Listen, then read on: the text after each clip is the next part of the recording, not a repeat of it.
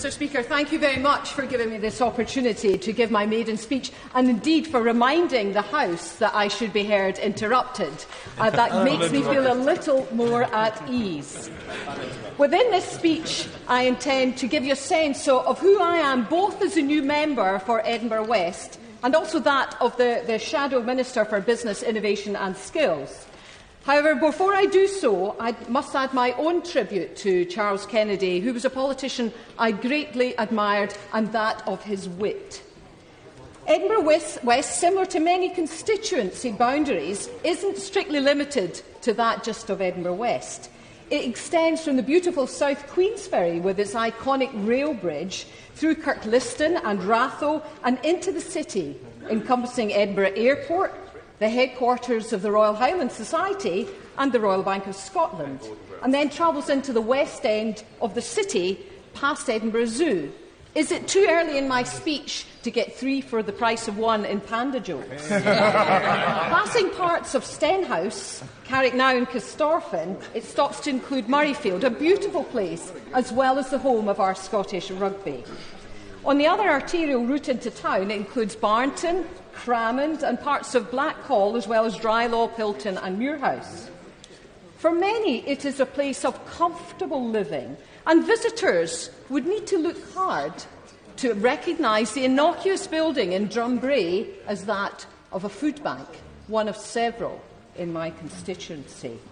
It's easier to sense the daily struggle for many in Muirhouse, where chronic underemployment and social deprivation is apparent. Throughout the constituency, as in many other areas, small businesses are endemic. SMEs are around 99.3% of Scottish businesses, and small, the 0 to 49 employees, are about 99.1%. They are indeed the backbone of our community.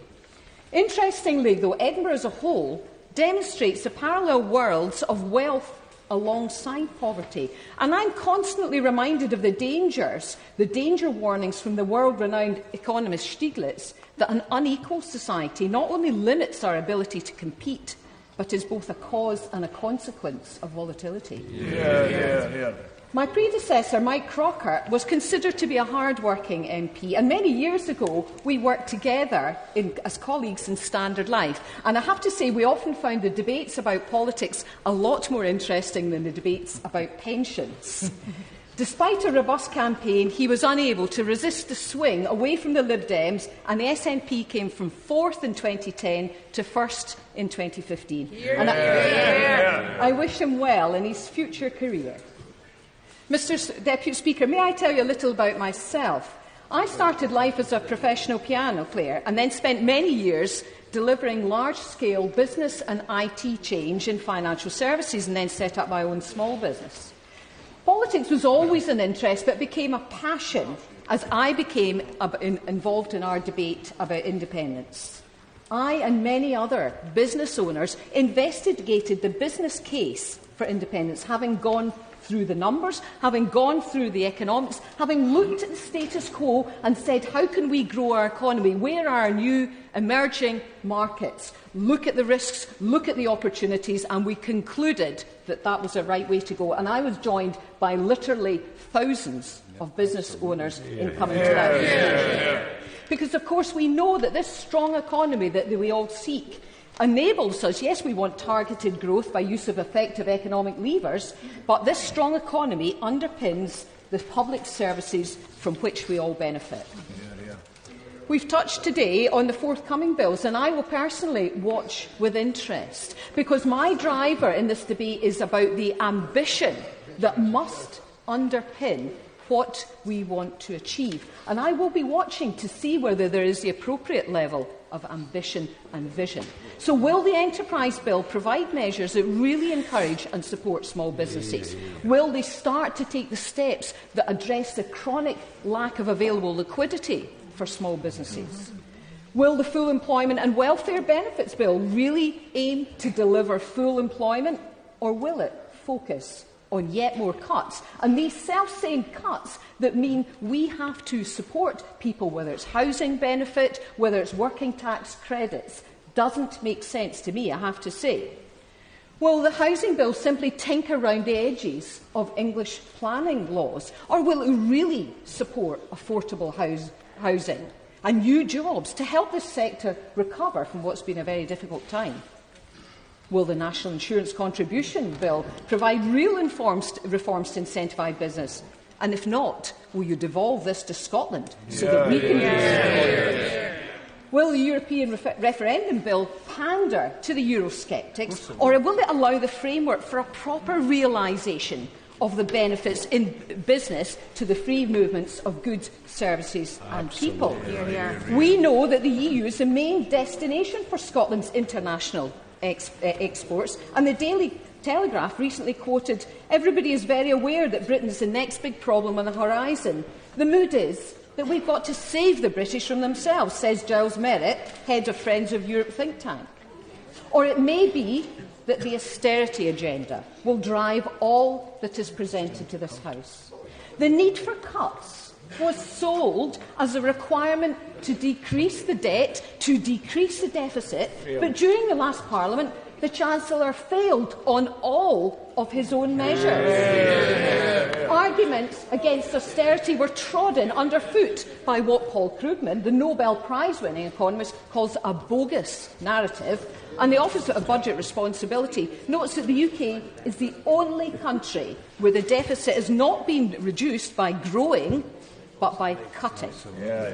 Growth must now be the focus, and it begins at the bottom in a virtuous cycle, because people spend money in their local communities and in their local businesses. But much more importantly, will the Scotland Bill really offer the sort of power we need to grow our economy, to invest, to create jobs, and to ultimately provide more sustainable and worthwhile wealth? To what extent will it support our driver for a culture of investment, of innovation, of research and development, of increased productivity, a renewed focus on manufacturing, on new infrastructure, and all the ambition the SNP promotes? We seek powers for a purpose, to quote, to make a difference and to link the policies of economics, labour and welfare for better outcomes. And surely that is what good government must be about. I fear that the Scotland Bill provides little of what we seek. It falls comprehensively short of fully implementing the Smith Commission's recommendations, which themselves fell short of the vow promised during the referendum. The UK government must honour the Smith Commission promises in full. It's important to emphasise that the Commission, which was a response to support for independence in the referendum, is a floor on new powers and not a ceiling. These are the minimum powers, and we need an appropriate response to the new people, the new members you see on these green benches. We're all here. So it's time for thought leadership about our business and how we do business. We will seek to make progressive business alliances that encourage ambition, aspiration, investment in infrastructure and innovation. To do this, we must rebalance our focus onto smaller business, as it will be them that fuel growth. We must also seek to combat the relentless navigational pull of London, and to this end we do indeed support devolution for cities across the UK and putting power back to those who understand best what is required. Business is, and always was, an enabler for society. It's time we look afresh at our definitions of success and how we create the conditions of success. The crude measures of growth by GDP per capita are outdated. The leading economies use the so-called happiness indices, and they provide the link with an holistic, embracing, rounded society of which business, innovation and the supporting skills form a part. I look forward to taking part in driving positive change for my constituents in Edinburgh West, for business innovation skills in Scotland and across all of these isles.